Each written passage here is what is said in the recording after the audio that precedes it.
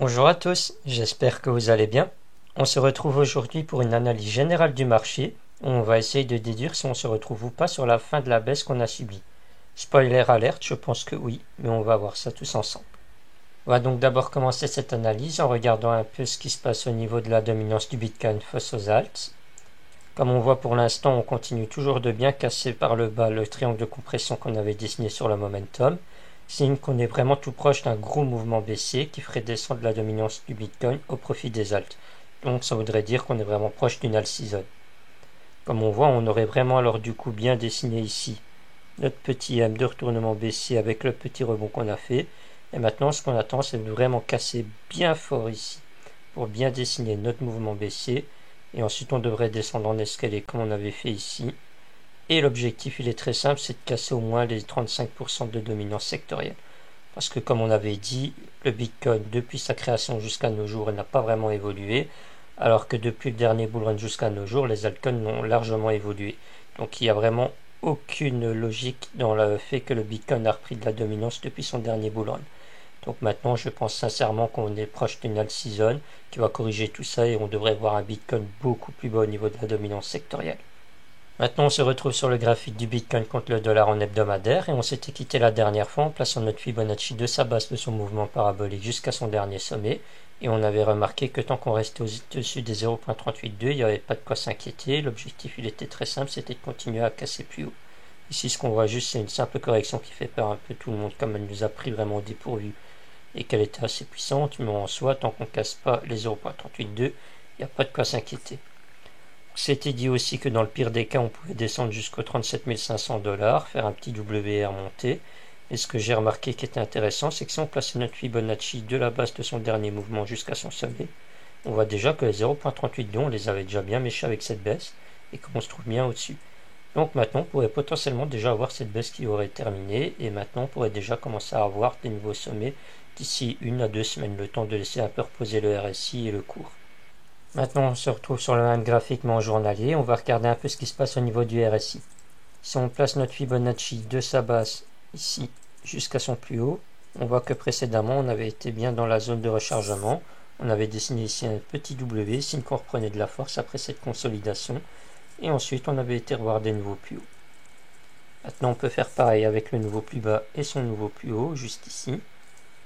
Et hop, je vais vous le mettre en grand. Si on regarde justement, on a bien été dans la zone de rechargement.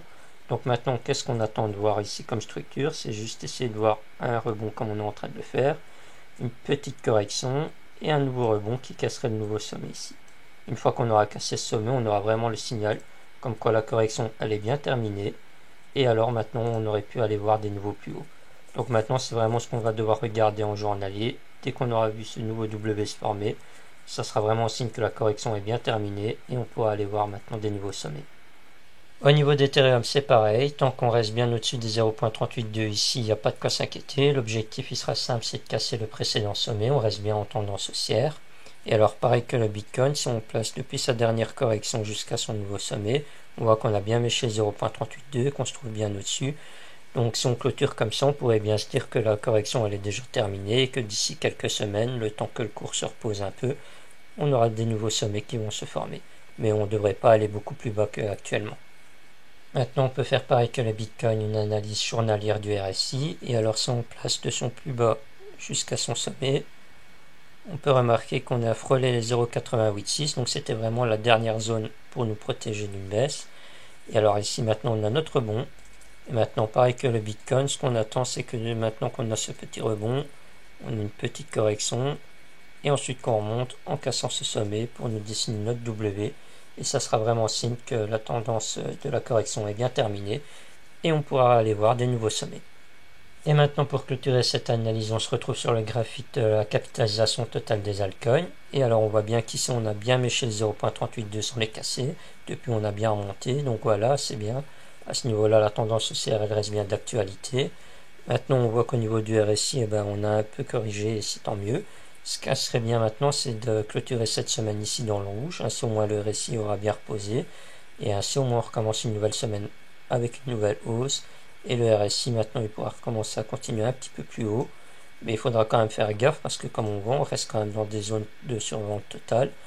et on est quand même dans des zones quand même très hautes, ici on est aux alentours des 81. Donc voilà, même si on continue à remonter, on aura encore certainement des corrections qui vont venir, ou alors on aura des petites consolidations qui feront traîner le cours et faire purger un peu le RSI. Mais voilà quoi, à long terme, on reste quand même toujours bien haussier et il n'y a rien à s'inquiéter tant qu'on reste bien au-dessus des 0.382. Voilà, j'espère que cette analyse vous aura plu. J'attends vos avis en commentaire et je vous souhaite à tous une excellente fin d'après-midi. A plus tard.